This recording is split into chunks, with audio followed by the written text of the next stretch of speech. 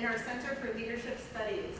Again, it's wonderful to be convened in person. This is our second time convening in person in the last couple of years. And we have an absolutely amazing distinguished speaker here today with us, and Professor Butkus will introduce him in a few moments. A special welcome to all of our students, faculty, administrators, and we have a special guest from the New Jersey Statewide Hispanic Chamber of Commerce, Mr. Luis de la Hoz. Lou is the chairman, and he's also the director of community outreach for Valley Bank, and he has been instrumental in helping our students find career pathways at the bank. So we're very grateful to Luis for his presence.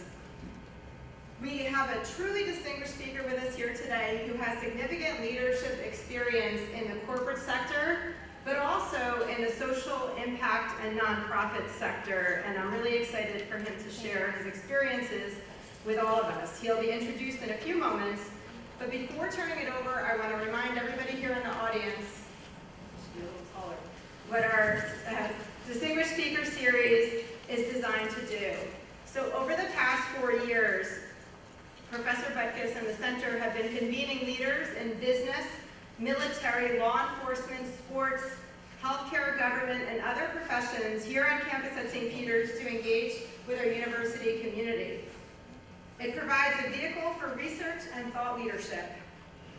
And our leadership series provides inspiration and examples of leadership for our students and community that align with our Jesuit mission.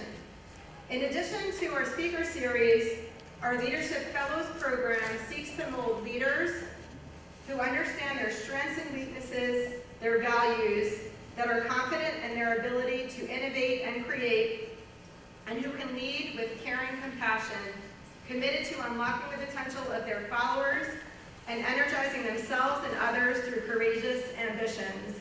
And this is something that Professor Butkus wrote into the proposal for the Center for Leadership Studies, I want to say 6 or 7 years ago. It took several years to get up and running and founded, but he has been not only the conceptual founding director, he really brought our center to life, and I want to recognize all of the work that Professor Butkus has done to bring the Center for Leadership Studies to reality at St. Peter's. So quick round of applause.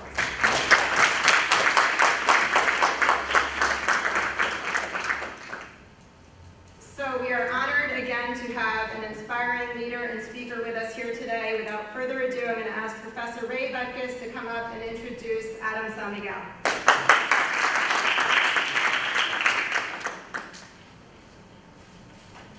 Thank you, Dean Natus, for those very warm remarks, and let me also extend my thanks and words of welcome to all of the students, the faculty, the administrators, alumni, and distinguished guests that we have here this afternoon. As a matter of fact, why don't you, if you are a current leadership student of mine or a former leadership student of mine, why don't you stand up? Yes! All right.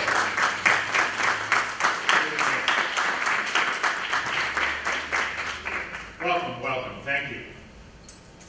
You know, perhaps more than any single event in the course of the academic semester, I look forward to these speaker series. For the last 6 semesters, we have been fortunate indeed to welcome to our campus leaders who have a rich and varied background in leadership. Students in my leadership classes know that leadership is much more than simply a position that one holds. Our speakers over the years have vividly illuminated that point. In founding the Center for Leadership Studies, I was certain that the creation of a Distinguished Speaker Series was absolutely central to its mission. That mission was to learn about and be energized by real practicing leaders in the fields that Dean Natus described. It's one thing to learn about principles of leadership. it is quite another to actually hear from leaders how those principles come to life. Now, leadership is common. We've all experienced leadership, for better or for worse. But leadership excellence is rare. Leadership excellence is much more than an elevated position on an org chart. It involves determination, strength, conviction, intellect, vision, and perhaps most importantly, character. We are truly honored and delighted to bring to campus today a leader who exemplifies all of those qualities. He is the client director in the Google Cloud Platform division of Google, one of the most successful technology companies on the planet. I will also add, one of the most difficult companies to be hired. They can only hire the very best and brightest. Prior to his current assignment, he's worked for Microsoft in their enterprise sales division, serving some of their largest clients. Prior to that, he was with Dell Technologies, where he managed their EMC public sector practice in New Jersey and served as their charity ambassador to Cuba. As Dean Natus also pointed out, he has distinguished himself in the field of civic leadership. He's the founder and chairman of the Cuban American Alliance for Leadership Education, a nonprofit organization supporting education through merit-based scholarships. This organization was awarded the Nonprofit of the Year Award by the New Jersey Hispanic Chamber of Commerce in 2020. He's also a member of several influential international organizations, and these include the Cuba Study Group, an organization that promotes civil society and the development in Cuba, the Cuba Emprende Foundation, a group that offers entrepreneurial training and advisory services, the Líderes Board of Latino Justice, a national civil rights organization, and the Steering Committee of the Americas Society, an international business organization committed to economic and social development in our Western Hemisphere. He serves our nation as a member of the United States Coast Guard Reserve. He's a graduate of Monmouth University, where he played varsity football and indeed holds the school record for most receptions in a single season. Additionally, he has an MBA from Fordham, where he performed micro-consulting in the technology and digital branding industries in Argentina. He is indeed a man of all seasons. Ladies and gentlemen, let's give a very warm St. Peter's welcome to Adam SanMiguel.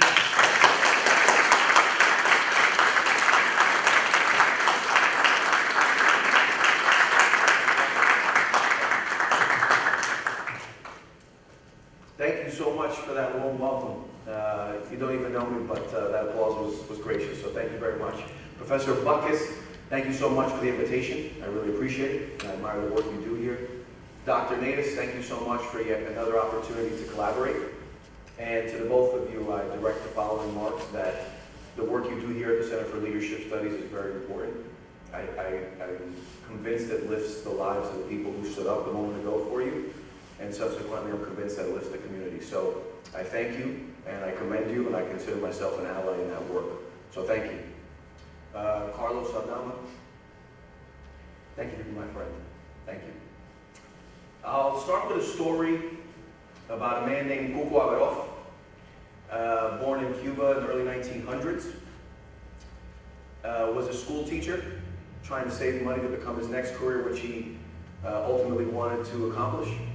And at the age of 40, he moved to Havana and started working during the day at a local bodega, going to dentistry school at night to become a dentist. After graduating from dentistry school, he moved back to his hometown in Matanzas, Cuba, and opened up his own dentistry practice in his home. So he put a dividing wall up and started practicing dentistry on one side and living in his humble home on the other side. Around the time of 1959, the Cuban Revolution triumphed in Cuba, and the country started taking a radical transformation towards communism. And basically those who were not in favor of this transformation, at very best, were isolated, and at worst were persecuted. Cuba fell into that second category. So around 1961, when the Bay of Pigs invasion happened, which was when the U.S. government trained Cuban exiles to go back and invade Cuba to overturn that communist government, Cuco and thousands of others were rounded up, brought into the city's baseball stadium in Matanzas, stripped down into their underwears and put in chicken coops for weeks on end. Now, on random nights, they would pull some of these prisoners out and line them up in the firing squad and say, ready, aim, and they would open their eyes and they'd be shaking and they'd still be alive. So this was one of the scare tactics that these revolutionaries would use to either say, you're with us or you're against us. And when you're against us, you're an enemy. Just another form of torture. After about a decade goes by, Cuco decides that this is not the right place for him to live and raise his family.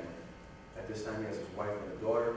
And so, just like hundreds of thousands other Cuban exiles, they decided to leave the country in what was known as the freedom flights, the Vuelo de Libertad. And before boarding the flights, when he got to the airport, what they would do was take everything he had. So essentially, the bags you brought, the jewelry you had on, the wedding rings you had on, that was all property of the revolution before you left. If you wanted to leave, everything was left behind. His daughter, who was a young girl at the time, had her doll with her in her hand, and the Revolutionary Guard says, that's property of the revolution now if you want to leave. So basically, Cuco embarked upon this journey and starting out in a new country, new language at the age of 50, with essentially nothing. And his goal was to become a dentist in this country, to keep practicing what he was doing in Cuba. And so what he did was work as a janitor in New York City, cleaning buildings by night, by day, saving money to try and get all the equipment he would need to be a dentist. At night times, he was taking English classes in order to pass the exam to revalidate his license as a dentist. He died never having practiced legally in this country because he couldn't pass the exam. But up until the age of 88, he was taking English classes to be able to take that exam. Now, Cuco, in the house across the street from his window, would practice illegally as a dentist. So, anytime you would walk into the house at any given weekend, you'd walk in and see his wife in the kitchen, this 1.5 bedroom, 700 square feet, really rickety big apartment, cooking up really, really good Cuban food, rice, beans, all the good stuff. You would go one step further in the hallway, there was that half bedroom that was dubbed as the dentist's office. And so there you would be over someone's body, pulling out una muela, a tooth or something. And then in the living room, you would see his grandson watching TV next to the next patient, because the living room wasn't just the living room, it was the patient waiting room. And that was the scene on every given Sunday, on any given weekend. You know, as you step back and you think about this story of Cuco, it sounds almost like a tragedy, but it's not a story of tragedy. Cuco's story is a story of sacrifice, grounded in family and grounded in his legacy. Anyone who knew Cuco knew about 3 things right off the bat. Number 1, he marveled at the opportunity that was this great country. Marveled at it. He would say, I'll never forget, he would say, I'll translate it for you, but he would say, si hubiera llegado a este país con 20 años, hubiera acabado con la guita y con los mangos. It's a very Cuban slang way of saying, if I would have gotten here at 20 years old, I would have crushed it. I would have done great. But at 50, he couldn't have the same effect, right? He had to take care of his young daughter, his wife, put food on the table, and just try and understand how to get by. The second thing is he knew that Cuco loved Cuba. He loved Cuba. You know, something about being in exile, having everything taken from you. You never stopped yearning for that place you grew up and that place you knew home. So he was a huge fan of Cuba. Anytime you ever went out to dinner with him, it was, you know, how was your steak Cuba? He would say, it was good. It was good. What? What's wrong? That was better in Cuba.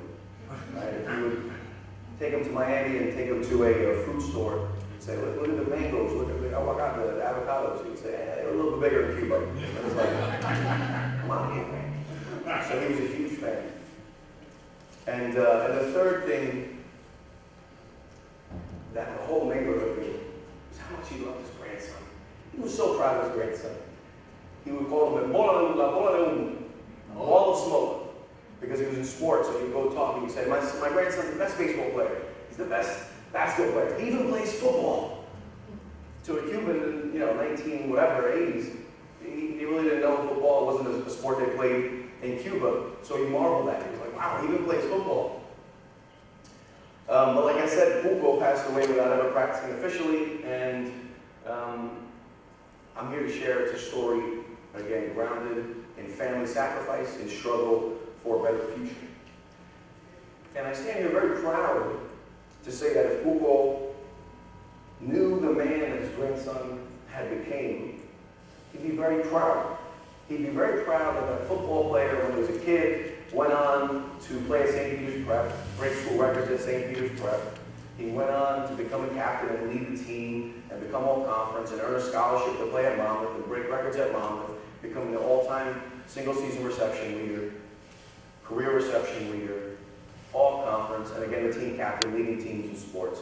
And even though he didn't make it to the pros, Hugo will be very proud that he did get the opportunity to do that, and he tried out with the Cowboys for the NFL, and he tried out with the Argonauts and the Owlets in the CFL, Canadian Football League, and he tried out for the New York Dragons in the Arena Football League, and that when it didn't turn out right, just like Hugo, you had to pivot and start grinding somewhere else and apply all of the hustle and all of the grit that you take from family roots and from football and apply it to a business career and apply it to social projects. And so he'd be so proud to see his grandson working for the largest companies that the world has ever seen, and not just earning a handsome living and making hundreds of thousands of dollars for himself, or closing hundreds of millions of dollars for the company, literally inking $250 million deals and leading teams all across the industry, that he also used those platforms to help bring students with the same backgrounds into the career paths, to learn about the companies, to learn about different ways to get into the companies. That he would even take groups from St. Peter's University, groups local high school, Memorial, Union City, North Bergen, international students. And that also he would use the language that Google taught him, Spanish, to volunteer his time, to go to the border of Texas in a detention center for single mothers who are trying to seek asylum to become U.S. residents. He would be proud that he took the initiative, used his own money, used his own time to build his own nonprofit that is to this day awarded over $100,000 in college scholarships, but more importantly dedicated hundreds of hours to do what this center does, leadership development. Teach kids how to speak in public, teach kids how to manage their money, how to budget, how to plan financially, teach young students resume writing, interview skills, take them on funded trips to explore and expand what they know in the context of leadership across all sectors, and specifically embracing his culture, Hugo's culture, Cuban American. He would be deeply, deeply prideful that Adam, his son, his grandson, took on the mindset that all the opportunity that Hugo was given, that Hugo's daughter was given, that Hugo's grandson was given, that there's a debt for that. That the opportunity that we're afforded here, he took it upon himself to pay that family's debt for military service when it wasn't so convenient. He'd be very proud of that. And then finally, Hugo would probably be the #1 customer of his grandson's latest venture, which is Portalico's Coffee Shop, a Cuban-flavored version of Starbucks that just opened in November in Union City. And that picture of his house, I'll go back a few, was taken from that window where you can see the Cuban dentist's office, illegal office in that apartment across the street. He would be super proud that this business has already plans for expansion to the American dream, that has plans for expansion into Belleville, New Jersey, and that has plans for expansion into North Bergen, New Jersey as well, and beyond. So Google would be thrilled to see the convergence of so many things that he was prideful about. The opportunity in this country, Cuba, and that grandson that he was wildly passionate about. So, I think I was brought here today to talk about some leadership principles that I want to get into now. But first, allow me to reintroduce myself. My name is SanMiguel, and I'm the grandson of a Cuban dentist.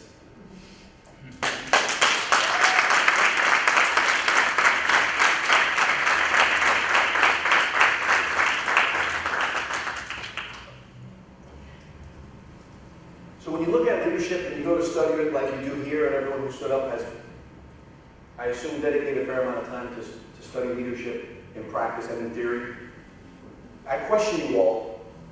Show of hands, who can finish that top statement? Lead by what?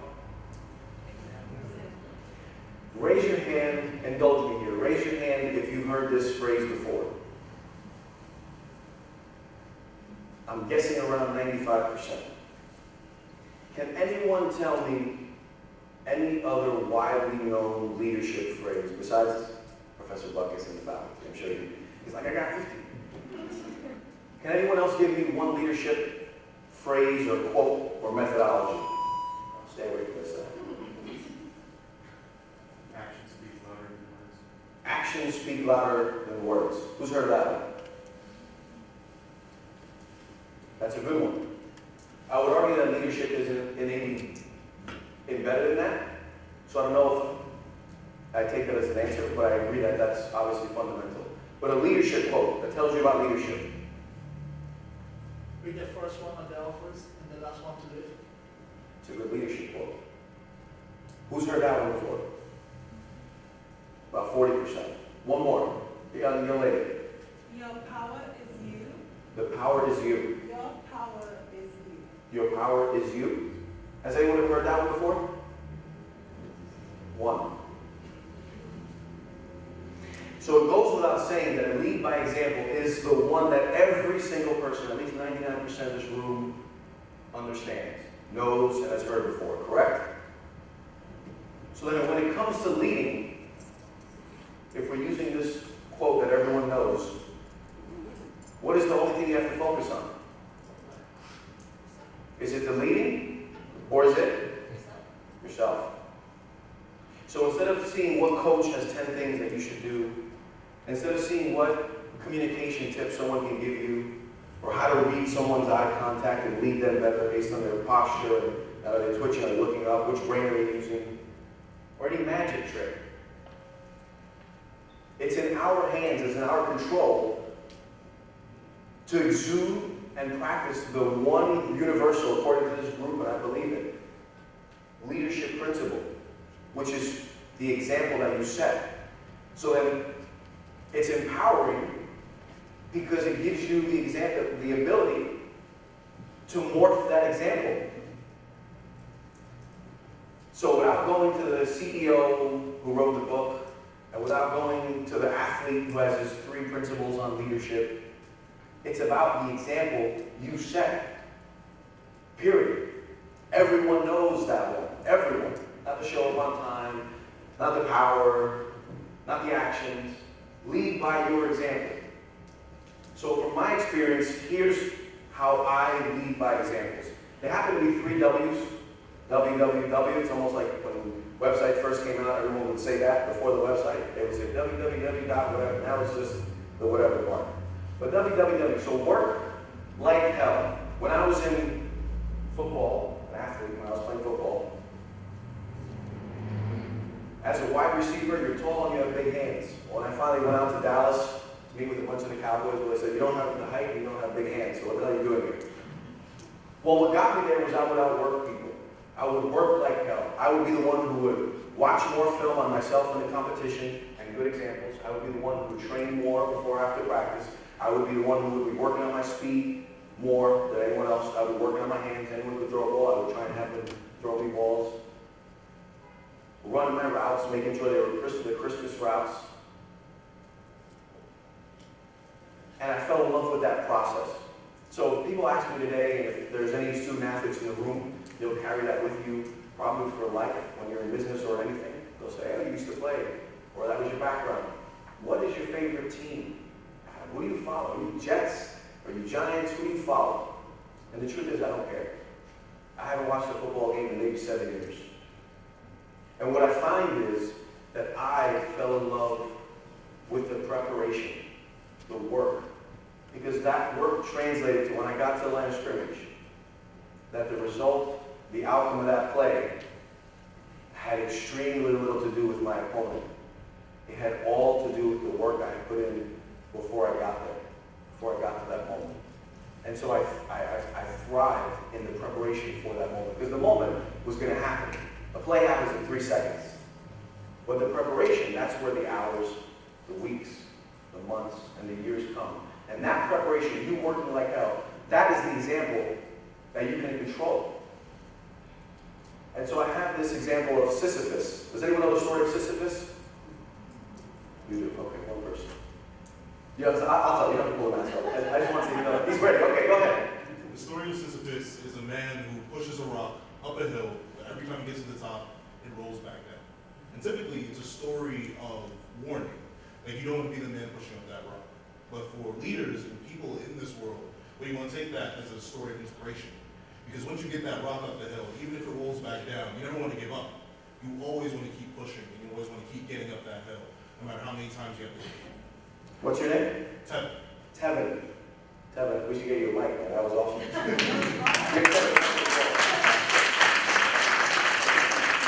So as he said, the story of Sisyphus is one that's meant to represent the daily grind. Him pushing the rock up a mountain is those daily tasks.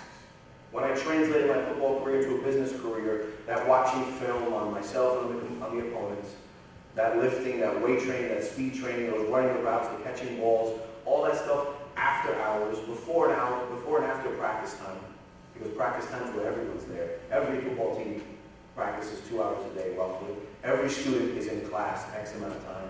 What you do on your personal time defines your success in that gap between you and the rest, and your example subsequently. And so for me, translating those football habits into business habits was, well, how good is my elevator pitch? You've all heard of an elevator pitch, right? Who are you? Why do you do what you do? How do you do what you do? Learning the industry I was in, technology industry. Learning my company in and out. Learning the companies I would serve in and out. Learning how to speak to people. Anticipating questions I would get. Preparing for those questions. And so when you show up to a business meeting, like when I would show up to a football game, I was the most prepared person. I was the one who put the most hours of work in before that meeting. And the result was obviously always in my favor. It wasn't so much what the other person was doing or what the business climate was. It was about the preparation you put in. And so those daily things that seemingly, like pushing a boulder up a mountain, are stuff you don't want to do, are things that make you tired. That's where you separate yourself from the rest, and that's where you set your example. There's a Navy SEAL who talks about this video, and I absolutely echo how he talks about it. And he says, much like myself about what football team I follow, and if I watch football anymore, which I'm not bashing anyone who watches football, it's not interest of mine. My interest was the preparation for football. And just like that example, the Navy SEAL talks about the concept of pushing his boulder up the mountain, and how he enjoys pushing up the mountain, how pushing the rock makes him stronger, because the rock is putting weight on him, making him stronger. It's making his body stronger, making his mind stronger. And he finishes the video with something that's kind of a mic drop moment. He says, if I ever did get the boulder to the top of the mountain, I'd push it back down myself. Because it's not about standing at the top of the mountain with a boulder. It is about making yourself better every day. And so he who wants to push that boulder every day sets the right example for anyone he's around. Whether that person officially reports to you in a management structure, or whether people around you laterally, or they're above you. A leader influences those all directions, not just someone who reports to you. So the first principle is work like hell. The second one to set the right example is you have to watch the film. You have to watch the film. You just showing up every day, working like an animal, without studying yourself, without studying your mind, without studying the environment and the people around you, is like being on a treadmill. You're running really hard, but you may not get where you want to go. You may just be in the same place over and over. And I turned to an example in football, the clip of me in college. Let's see if it plays. Wow. Oh, I guess.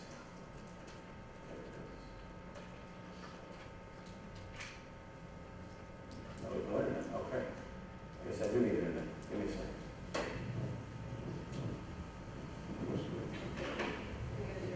Yeah.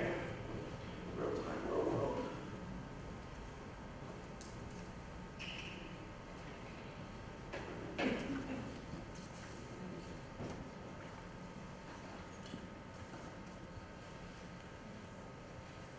Okay, does anyone work for a tech company that can help me?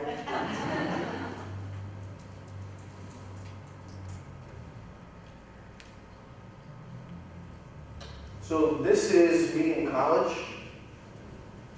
I'm this person right here. Okay? Everyone just so I can see it. This is Miles Austin, two-time All-Pro, $56 million contract with the Cowboys. This is 2006, I think, for those over here. This is me right here. So sorry. That's me right here. This is Miles Austin, my teammate, future Cowboy, now former. My job is pretty simple.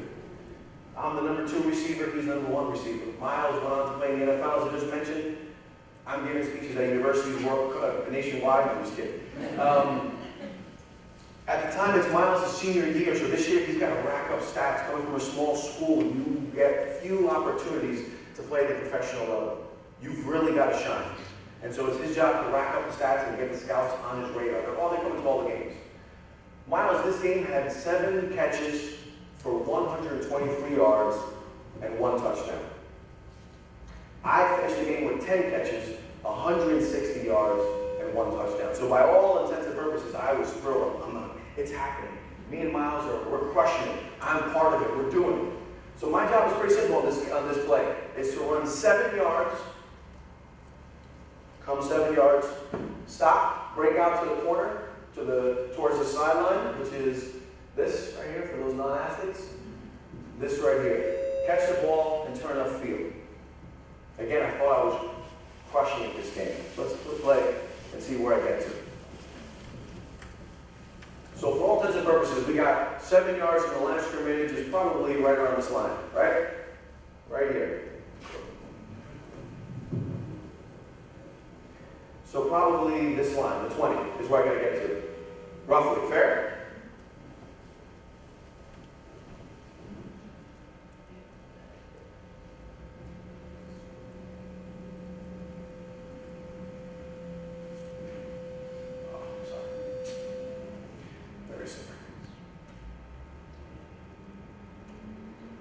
Where'd I go? About 5 yards deeper, right? I said, oh, more yards for me. More yards for the team. I catch the ball, get pinballed around, go upfield, first down. Next play, I'm doing great. Well, college football, we play on Saturdays. Monday morning is that film session where they say, hey, you guys did great. Let's watch the film and break it down. Adam, why are you running routes 5 yards deeper than you're supposed to? Oh, coach, he was playing deeper, so I ate up the extra yardage and got first down. Really? Okay. Let's watch your quarterback, Adam. How's he doing? There's the 7 yards. How's the quarterback? This is the quarterback. Nice big pocket, right? Nice big pocket. See this quarterback right here? Him? Is there anyone around him? Not really, right? Fantastic. Life is good. Adam decides to go further. What happens to that quarterback? Tell me. He gets crushed. He gets crushed. He's taking bombs. He's getting killed. These guys are big. They put him on his back. Why? Because I didn't have the discipline to run my routes correctly. And if you don't take the time to watch the film on yourself, you're not going to know you're making these errors. You're not going to know that there is real areas for improvement, that you can take quantum leaps and bounds that will affect you and the people around you for the better. But if you're not willing or too lazy to take the time to study and watch the film on yourself, you won't uncover these opportunities for growth. Now, maybe in the crowd you're saying, Adam, I'm not playing football these days and I don't have a film crew watching my every move, right? So come with me right now. Get deep with me right now. What are some ways you can watch yourself in preparation for a class, for business, for a presentation, for a speech, for an interview, for any type of engagement? I was going to say, is that my mic? Woo. Carlos. You teach me this, that like every morning when I wake up. Whoa, let's get that one later. You got it, you're cheating. No, let's get that one later. Young lady? You can role play, or you can look in the mirror, or you can record yourself on your cell phone. Bingo! We'll get to you after. Bingo. Everyone has one of those things that they always have in their hand or their pockets, right? Use it for something else than Instagram, TikTok, and Netflix maybe. Use it to prepare. Put it down. Film yourself giving your own pitch. Whatever you think you're going to talk about in that interview, practice answering those questions. When you're going to give a presentation, when you're going to address people, practice that stuff. Take that extra time. Watch where your eyes go. Watch your hand gestures. Prepare. It will separate you from the pack. And again, build that example that we all want to have for the people that we lead. So that's number one. Use that phone. Actually film yourself. Now, Carlos, help me get even deeper. Stay with me here. If you can't physically film yourself and watch it physically, right? You watch. What's going on right now? It's getting crazy. Where's the guy? Where's the extractor? The audio guy. We're good. I'm just kidding. If you can't physically watch yourself in that camera, what are some other ways you can watch them and leverage the same principles of studying your own behaviors and studying the events that you're forming part of, like a game, like a business scenario? Carlos. So, you teach me this, like every morning when I wake up, the first thing I do is I plan myself for the day. Okay, this is what I go for today, and then at night, before I go to sleep, I do this, okay, What's the word that you're beating around? What's the word? Say it. Starts with an M. Meditate. Meditation. You've had important engagements throughout the day. You've met with people, your parents, your friends, business colleagues, work professionals, classmates. Put the phone down. Take 10 minutes and let yourself think. Let yourself think about those moments. You will uncover so many opportunities. Man, when he said that one thing, I don't think I leaned into it enough. I didn't really give him the sensitivity that I felt now that I'm thinking about it. He meant to say something big deep there, and I just kind of went over it. I'm going to bring that back up with him next time. Right? I had this interview. Oh, he asked me that question. What was he really trying to get to there? Give yourself the space in your mind, in your head, to unpack your own life's events. Think about your own thoughts. Not what the news feed says, not what the Instagram feed says, not what the next TikTok video is. You can do all that stuff. You can watch the Netflix shows, binge watch. But you got to take a few moments, at least 5 to 15 minutes a day, to just sit and let your mind think, process the events, the engagements, the things that are going on in your life. Let them process. See what comes up. I guarantee you, you get to deeper levels of consciousness. You get to deeper levels of awareness about your own self, and again, about the people that were, in quotations, trying to lead. Watch the film, meditate, and I mentioned that I used to watch film on myself. This is football example now. Film on myself, film on the competition, and then there was just film on people who were doing things the right way, professionals. Right? If you're an athlete, you're always watching films of the next professional, Kobe, whoever's in basketball, whoever's in football. What's a way we can watch the film on people who do it right? How is this guy living? How is this girl accomplishing this? Read! Read! You guys gotta be dedicated readers. Not all readers are leaders, but all leaders are readers. All leaders are readers. Why? Because you have to constantly improve. So if you want to know how Steve Jobs, I said, she cracked my password. Man. What? We should be working for the tech company here.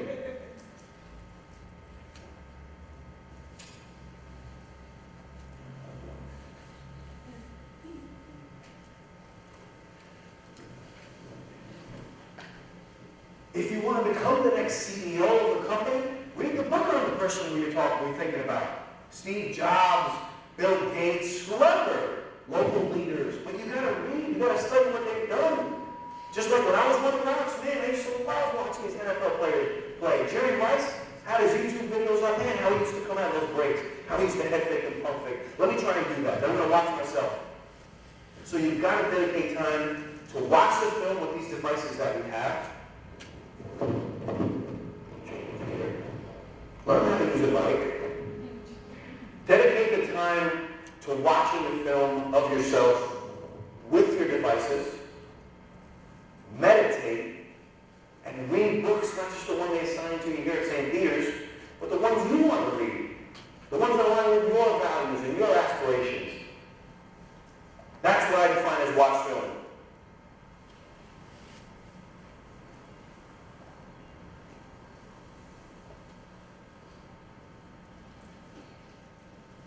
And the last W, I don't know why that's happening, I swear. I forgot the one that feels better. I don't know why that's happening. Is why. The last W is why. What is your why? It's going to be very difficult to push that boulder up the mountain. It's going to be very difficult to dedicate that time to reading books with all these distractions and all these different things you could be doing with your time and your energy if you don't understand why you're doing it. If you're not grounded in your purpose. How you find your why. Why is not something that comes to you while you're looking out the window one day and you get this eureka moment. Boom! Oh, this is why I should be doing stuff. It's not how it works. You've got to take the shovel yourself and you've got to dig into your subconscious mind and understand your journey, understand your soul, understand your family, understand what interests you have. And it's an action. Right? That's not something that passively happens. It's an action. You're taking the time through meditation, through working, through committing yourselves to this practice of showing up more than people. You'll start to develop that why. Now I'll close with mine, and then I want to save at least a little time for some dialogue. For me, what has always gotten me out of bed at 4:35 a.m. and still does and always will, what has always inspired me to do more, to graduate 3 years, to break school records, to do the preparation that ends up in that result, so that lead by example, that example is very, very clear. Right? It's very, very, very clear. The why for me is I am truly, truly convinced that I have the best friends, family, coaches, colleagues, and people that are around me. And they have deposited in me so much love. When I've been down, when I don't want to continue, when I need support, that for me not lifting myself out of bed at 4:35 a.m. to do the work that has to be done, I'm letting those people down. And so for me, that's not an option. That's not an option. I will not let the people who have loved me all my life, who have supported me in my time with me, who have given me so much opportunity, and continue to support me, I will not let them down. So for me, part of my why are all those people. When I'm talking to you right now, I literally am picturing faces and names. I have my best friends' faces in my names. I have the people, the guided students in my head right now. I can't let them down. I, Adam SanMiguel, will not let that group of people down, ever. And so that, finding your why, will motivate you into the work-like hell mentality, will motivate you into that meditation, grounding you in reading. Because without that why, you don't understand that inner voice in your head. You don't understand that inner voice in your head. I'll give you one example where this inner voice, when you develop that thing and when that muscle's strong, there's nothing that can stop you. You're going to love pushing that boulder up the mountain. I promise you, you're going to love it. One-handed. Look at this. Woo, woo, woo. When we first opened up Portalitos in November, That was crazy. store opens at 6, closes at 8. I work for Google. Go. I got 2 kids. Go. I manage a nonprofit. Go. I was exhausted. 2 months of doing that, I was exhausted. It was like mid-December. I swear I could have fell asleep anywhere. If you just stop talking right now, if I stop talking, I will fall asleep like this. But I will never forget. one of those mornings I go, oh shit, this is real. I dialed in. This is for everyone that is loved. Everyone. At 4:30 a.m. This is how I woke up. I swear it's a true story. I'm holding my alarm clock before it rings and laying in bed like this. Doo, doo, doo, bah, let's go. Why? Because it's so, my why is so strong. It doesn't let me. It doesn't let me. I gotta shut it out for a second because you get that little extra rest in. There are so many people who have in me given me love that for them, I'm not going to stop when I'm tired. I'm going to stop when the work is done, and the work is far from done. With that, I invite you to develop your own why by watching film and working like hell, because naturally it leads you into doing something greater than you, which is what is now commonly defined as this social good and this social impact. So for me, when you hear Google's story, when you see me having founded this nonprofit supporting Cuban students, Cuban American students, right? When you see the land of opportunity that he always talked about, and you see someone taking full advantage and giving back on both sides, so really reaping the benefits, but also making sure that you're pulling someone with you, pulling a group of people with you in a meaningful way, your why will naturally appear itself in your life, and you say, oh, I'm here. It's not something you have to, oh, wait, do I like cats or dogs, or should I support Cancer Society? What should I do? It will come to you through that process. And when you are leaning into that process, that social benefit will naturally be there. With that, I did want to leave at least a few minutes for time. I watched a few of the videos from the center earlier, and I think that was one thing that I could improve on, by leaving some room for dialogue as opposed to just like one quick, oh, how do you think about leadership though? Give me something real, let's talk. I want to improve your lives.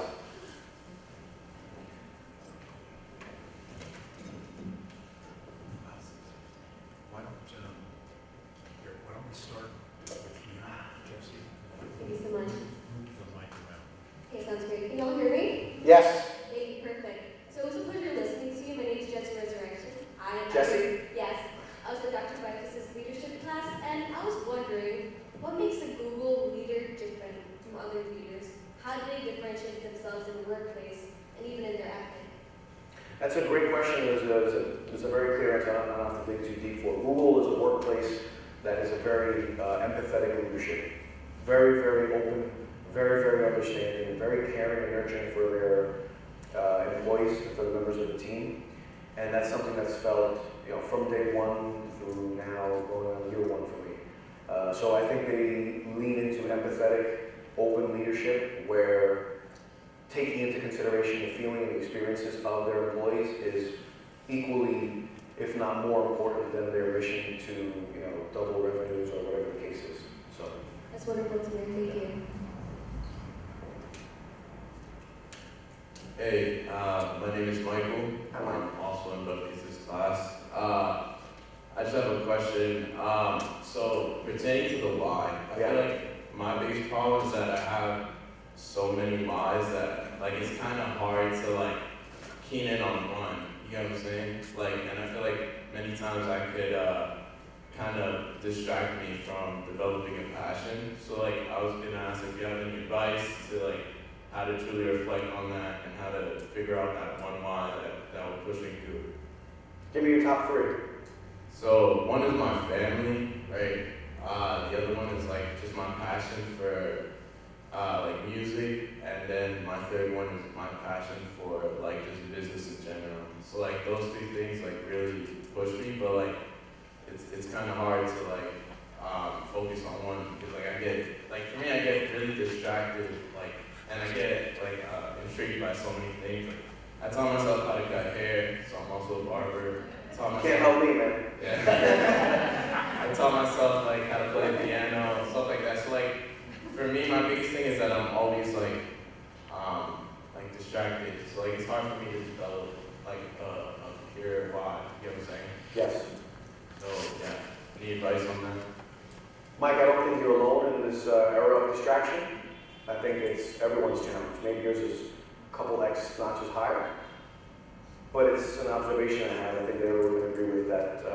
Distraction is first and foremost in this society, right? It's ever prevalent. Just look in any direction, they can pull you. For me, I'll just give you two practical tips that I think will help you get there. It'll be the beginning of planting those seeds. I'm not going to give you your answer. That's your journey. But as Carlos was alluding to, one of the tips that I always give Carlos is, number one, I don't sleep with my phone. So it's not my alarm clock, it's in a different room, it's actually on a different floor. I wake up, I turn my physical old school alarm clock off, and I begin my day. And then the longer I can prolong touching that phone, at 5 a.m., usually not much is going on, but sometimes I'm tempted, I'm like, something going wrong in the shop, someone call out, there's this work email, there's anything, you know, an outage, and then one of my customers or something like this. I'm always tempted to, but the longer you can prolong grabbing that phone, I mean, it's sincerely, the longer you can pull off. So for me, I try and wait till 6 something, and that time I've been awake for an hour, working out, reading, etc., whatever that day calls for. And in that time, you'll find that you, with your own thoughts, in your own head, things will start to come to you, and that's when you should be keenly aware of what's happening in your mind. So that's the one tip I'll give you is, don't sleep with your phone. If you do, it's fine. But my advice is not to do it. Put it in a different room. Don't let that thing be the last thing you feed, right? Because then you're not calculating on anything you did that day, and you wake up, right? So you're really not in your own head. Those feeds is what you're thinking, right? Whatever you're looking at, the text, the Instagram post, the email, whatever it is that's there, that's what's on your mind. So give me your phone, I'll tell you what's on your mind, right? Put the phone down, and you tell me what's on your mind. So that principle of not going to bed with it and not waking up with it will start to unlock space for you to get deeper into those top 3 things and really find ways that intertwine, and then you get into you commit to showing up for something that's in those categories, and you find someone, you find something, and it starts to go from there. It's not a one night to one, it's not un día para otro, it's not one night to the next day. Does that make sense? Yeah. Take that practical tip and feel free to find a way to get back to me. Perfect. Thank you. You got it. Good evening, so my name is Wendy. I'm a psychology major. My mouth is kind of big, so I'm studying now. What I noticed is that you have a lot of fire, enthusiasm, like it's just bursting out, and like everything. I was like eating up all your words. How do you tame your fire? I don't. I burn the street down. I don't. Don't tame it. Whatever your quality is, I'll let you finish, sorry. Because recently I was in the library and it was coming up to the deadline, which is last week for spring break. I was actually in the library. So somebody was saying, "Oh, what are you doing here? We're on spring break." I'm like, "I gotta get this done. I gotta get this done." It's like, "Oh, calm down." So what I'm saying, I sense your fire. So I feel that maybe your why. Is it my why? That I feel like I have to succeed. Failure is not an option. I'm allergic to failure. So I have to succeed, so I'll do whatever. Set up in the midnight, stay up all night, drink how much coffee. So is that like the right? Because I have people tell me, "Oh, calm down, it's not that serious." I'm like, "Yeah, you can't fail. C is not an option. I want an A." Great question. I'm with you in this struggle, what you're describing. Some people talk about balance. I don't believe so much in balance. I do believe that just like when I was training football, there was times not to train. There was times to go to the training room, which was where the doctors and the trainers were, and get yourself iced, massage, go into a bath. So there's time to recover, but that's active recovery. That's not, you're not at a spa, right? Like, middle finger to the world. It's part of your grind. It's part of your fire. So I wouldn't worry if you're overworking. I think this generation has leaned into a different methodology. I'm a pro push your limits and then active recovery. So identify with you, but find ways for active recovery, but they're active recovery. And it's for that goal. It's not for something different. It's not to stop that grind. I admire that flame in you. I admire that not quitting, not wanting to fail attitude. Thank you. You're welcome. Hello, sir. My name is SanMiguel, like I said before, and Do you have a holder somewhere in your house that you push? I have at least 3 boulders that push ahead. But my question for you is, I've just been searching for a why. I say since around 10. I've been giving speeches a lot throughout my life. But the thing that I've noticed about me, and I want you, since you have your own, you definitely locked it in, you have way more experience than me. My question is the why I'm about to present to you solid? Is the what? Is the why that I'm about to give you something solid, or do you think it needs more development? So over time, I've realized the thing I appreciate the most about myself is that I hate myself from yesterday, and the day before, and the day before that. I always want to be better than the person from the day before, from the person from the week before, the person from the year before. I want to always better myself. So is that a why that will carry me through life, or is that a why that will eventually burn me out? What do you think? Great question. He's ready to public speak right now. He'll tell you the truth. Look at him, he's walking to us, come to the stage.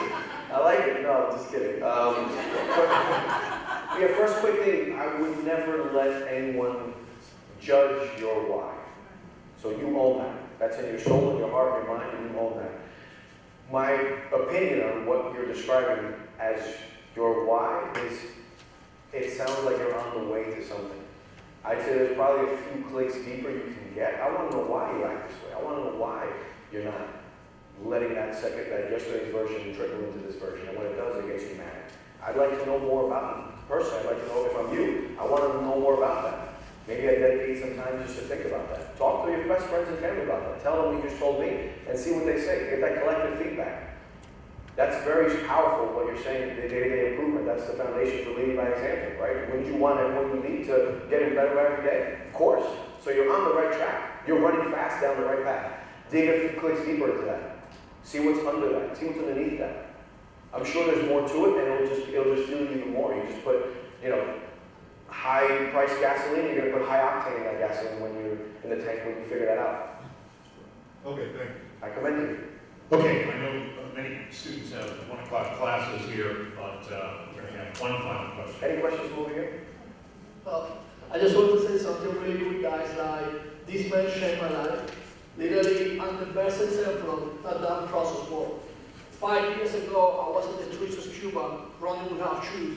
And today, I have a full-time offer with the largest accounting firm in the world, Deloitte LLP. And all of that is in big part thanks to that man. I didn't speak English when I came, and he told me, you gotta work like hell. You know what I did? Nobody would have worked me. Second, watch yourself. What I did, I meditate every morning, and I thought what I can do better. And I just said, I also want to be a better person every day. He told me that. And the most important advice he gave me, you need to read. You need to read, because the only way you're going to get better is to read and read and read. And thanks to that, I've become the man I am today. So I cannot be thankful enough with you. Thank you. So I just want to say that. Since that was really approaching, and since we haven't had any on this side, Oski, why don't we let you have the final word, okay? Okay. Hi, so my name is Oski. Very nice to meet you. Nice to meet Thank you. Oski? Oski. Yes. So my question is, what is one leadership skill that you've taken with you from your time at the U.S. Coast Guard to your position now, juggling all types of positions? From the U.S. Coast Guard to now juggling multiple positions. For me, the Coast Guard is a mighty morpho, humble pie. So going through boot camp very recently, within a couple of years ago, is when I signed up. I had already accomplished a lot of stuff that was on this slide and that was shared about me before I came to the stage. So for me, going through a boot camp where you don't have your phone, you can't talk to your family, and you have to shave 3 times a day, you got to do these mundane tasks that are just meant to reinforce the attention to detail, is something that I've pulled from that experience and apply here, the attention to detail, and the humility, that there's no task that is too low, middle, or high for anyone, that a true leader leads by example and does everything that's needed to do, while learning how to delegate, but that no task is below or beneath me. And as I'm talking to you, I'm picturing myself in barracks, and I'm picturing myself getting yelled at and having to pull teams together to accomplish stupid things, but we're part of the process of putting people under pressure, baptizing them by fire, and building leadership up in that angle, which is the framework, I think, for military training. So taking that attention to detail and humility into the next chapter of my life is something that I think people around me feel, and I'm grateful for. Does that answer your question? All right, let's thank our guest speaker.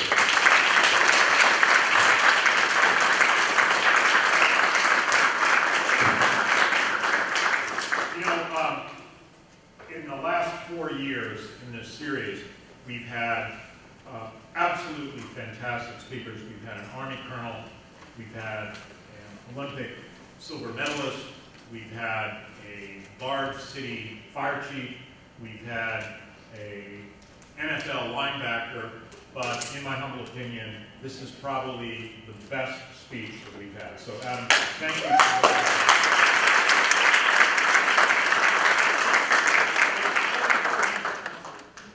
We have also a little bit of St. Peter's Business School tchotchke for you.